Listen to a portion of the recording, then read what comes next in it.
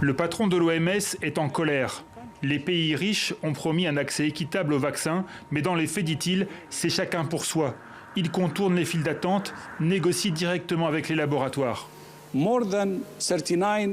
de 39 millions de doses de vaccins ont maintenant été administrées dans au moins 49 pays à revenus élevés. Seulement 25 doses ont été administrées dans un des pays au revenu le plus bas. Pas 25 millions, pas 25 000, seulement 25. Au total, 12,5 milliards de doses auraient été préemptées par des gouvernements. Le Canada aurait acheté de quoi vacciner 5 fois sa population, les États-Unis 4 fois, l'Union européenne 3 fois. Face à cette surenchère, que reste-t-il aux pays africains ? L'Afrique reste à la traîne vis-à-vis de la disponibilité des vaccins, mais il faut très vite rappeler qu'il y a une initiative qui a été votée le 15 décembre dernier, qui s'appelle COVAX, et qui permet aux pays à ressources limitées ou à revenus intermédiaires de bénéficier aussi de ces vaccins.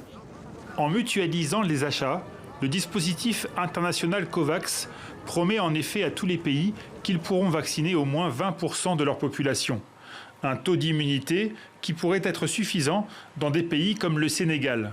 Quand vous savez que 70% de la population a moins de 20 ans, ce n'est pas cette population-là qui nécessite cette vaccination de façon urgente. Donc on peut tout à fait comprendre et concevoir que finalement on puisse arriver au Sénégal à vacciner l'ensemble de la population qui en a vraiment besoin.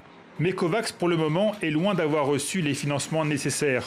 Pour assurer, l'Union africaine a annoncé la semaine dernière avoir signé avec 3 laboratoires pour acquérir 270 millions de doses.